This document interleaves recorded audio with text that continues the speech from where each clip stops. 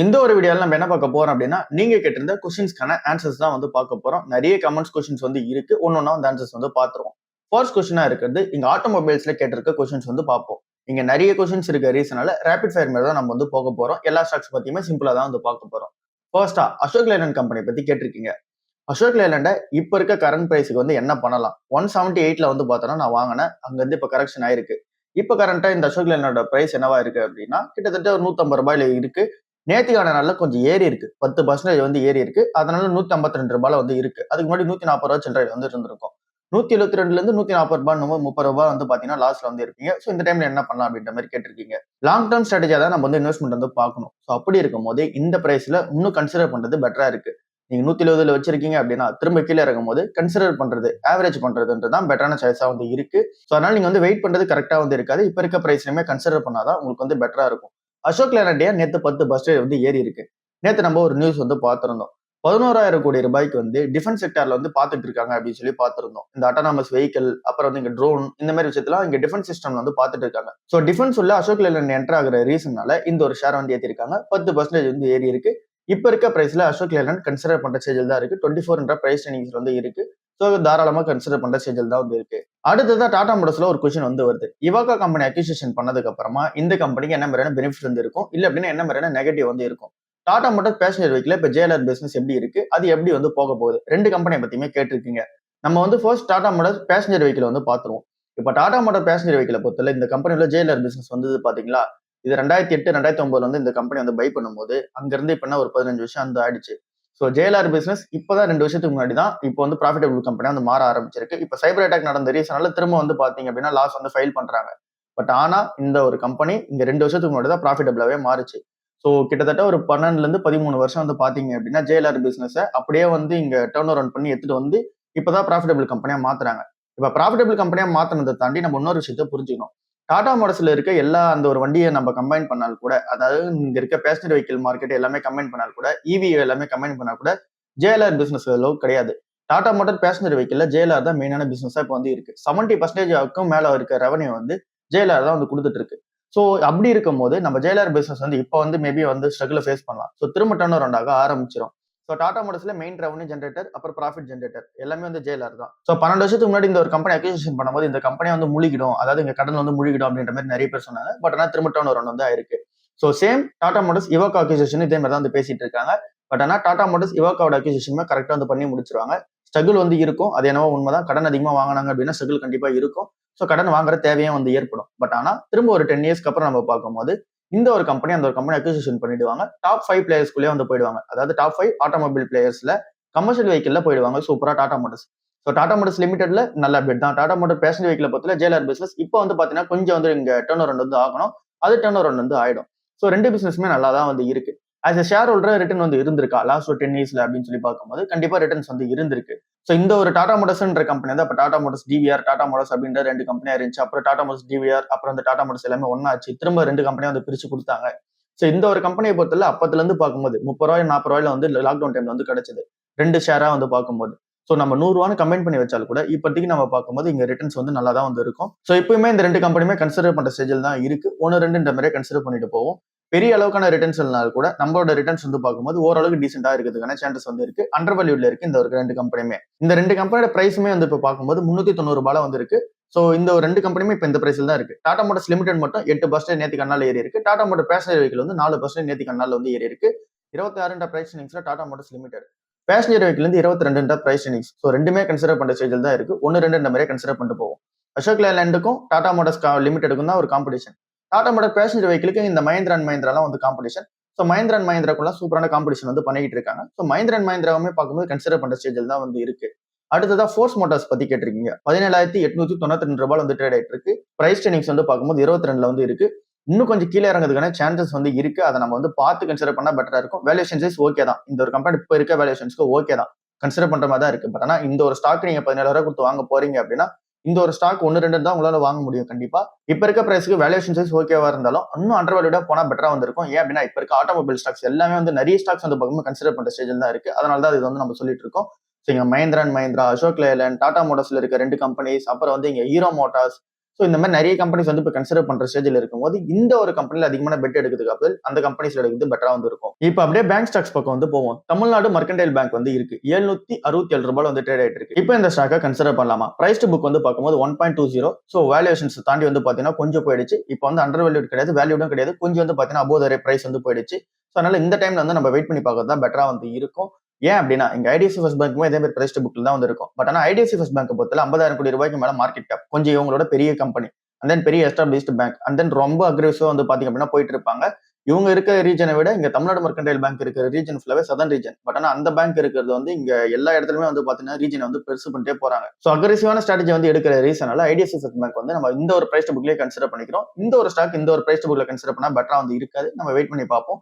ஏற்கனவே இருக்க ஸ்டாக் அப்படியே நம்ம வச்சுக்கிறது பெட்டரா வந்து இருக்கு தமிழ்நாடு மர்கன்டைல் பேங்க்ல. சவுத் இந்தியன் பேங்க் வந்து 47 ரூபாய் வந்து இருக்கு. பிரைஸ் புக் வந்து 1.07 வந்து இருக்கு.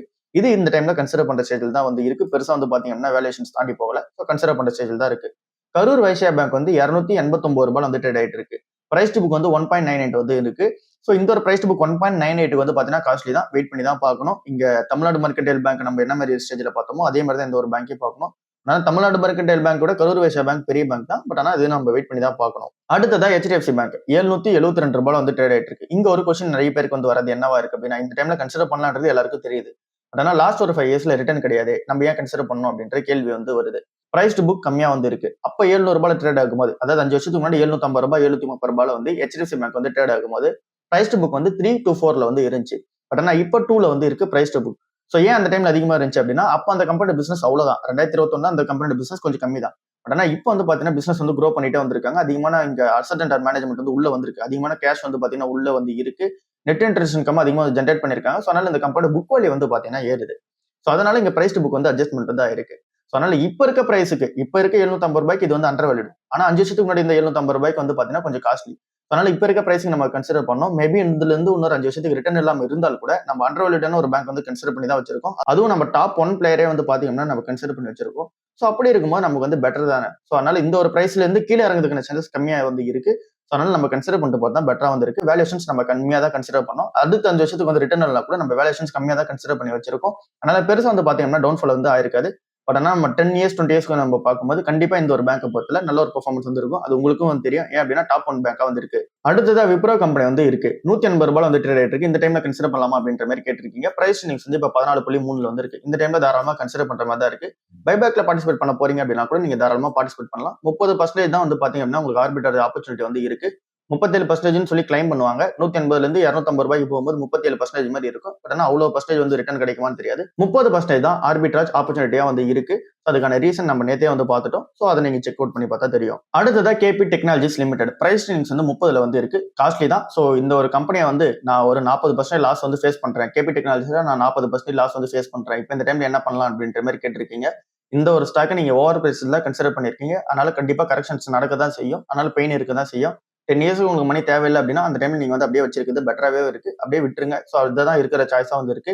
இப்போ புதுசாக கன்சிடர் பண்றவங்களுக்கு பெட்டரான சாய்ஸ் வந்து இப்போ கன்சிடர் பண்ற மாதிரி இல்லை, காஸ்ட்லியா தான் வந்து இருக்கு. அடுத்ததா BLS international services limited. So இந்த ஒரு கம்பெனியோட பிசினஸ் பொறுத்தவரை இங்க டூர்ஸ் அண்ட் டிராவல்ஸ்ல வந்து இருக்காங்க. ஸோ இந்த ஒரு டிராவல் செக்மெண்ட்டை பொறுத்தவரை எனக்கு வந்து பாத்தீங்கன்னா பெருசா அபிப்பிராயம் வந்து கிடையாது. என்ன ரீசன் அப்படின்னு சொல்லிட்டு சொல்றேன். இங்க லாக்டவுனுக்கு அப்புறமா நிறைய வந்து பாத்தீங்கன்னா டிராவல் பண்றது வந்து கிடையாது. ஸோ அந்த டூரிசம் செக்டரே வந்து பாத்தீங்க அப்படின்னா பெருசா எந்த ஒரு கண்ட்ரிலுமே பெரிய பூம் வந்து கிடையாது லாக்டவுனுக்கு அப்புறமா. இப்ப வேற வார் இம்பாக்ட் வேற போயிட்டு இருக்கு பாத்தீங்கன்னா, அதனால நிறைய பேர் வந்து பாத்தீங்கன்னா டிராவலிசம் வந்து பண்றது கிடையாது. ஸோ அதனால இந்த ஒரு செக்டர்ல எப்படி இருக்கும் அப்படின்ற ஒரு கொஸ்டின் வந்து இருக்கு. அதை தாண்டி பிஎல்எஸ் இன்டர்நேஷனல் சர்வீசஸ் லிமிடெட் பொறுத்தவரை இந்த டைம்ல வந்து பாத்தீங்கன்னா வேல்யூஷன் சூப்பரா தான் வந்து இருக்கு. பட் ஆனா கன்சிடர் பண்ணலாமா வேணாம்ன்றதை எனக்கு வந்து சொல்ல தெரியல. ஏன் அப்படின்னா இந்த ஒரு கம்பெனியோட பிசினஸ் செக்மெண்ட் இன்னும் கொஞ்சம் டீப்பா அண்டர்ஸ்டாண்ட் பண்ணணும். ஃபியூச்சர் எப்படி இருக்க போகுது அப்படின்றத டீப்பா அண்டர்ஸ்டாண்ட் வந்து பண்ணணும். அப்படி பண்ணோம் அப்படின்னா இதை வந்து தாராளமா சொல்லலாம். இதுவே நீங்க தாமஸ் குக்க கேட்டீங்க அப்படின்னா அது கொஞ்சம் காஸ்ட்லியா வந்து இருக்கு. அண்ட் தென் அந்த ஒரு கம்பெனியோட பிசினஸ் கம்பேர் பண்ணும்போது இங்க பிஎல்எஸ் இன்டர்நேஷனல் கொஞ்சம் வந்து பெரிய பிசினஸ். ஸோ அதனால அதை நம்ம யோசிக்கணும். இதுவே நம்ம தாமஸ் குக்கை பார்க்கும்போது அதை வந்து ஸ்கிப் பண்ணி தான் பெட்டரா இருக்கு அப்படின்ற மாதிரி நம்ம சொல்லிக்கலாம். அடுத்ததா ரூபிகான் ரிசர்ச் லிமிடெட்ன்ற கம்பெனி 1296 ரூபாய் வந்து ட்ரேட் ஆயிட்டு இருக்கு. பிரைஸ் ரேஞ்சிங்ஸ் வந்து பார்க்கும்போது 86ல வந்து இருக்கு. இங்க வந்து ஸ்கிப் பண்ணி தான் பெட்டரா வந்து இருக்கு, காஸ்ட்லியா வந்து இருக்கு. அடுத்ததா குயிபி லிமிடெட் 160 ரூபாய் ட்ரேட் ஆயிட்டு இருக்கு. பிரைஸ் ரேஞ்சிங்ஸ் வந்து 199ல வந்து இருக்கு. ஸ்கிப் பண்ணி தான் பெட்டரா இருக்கு.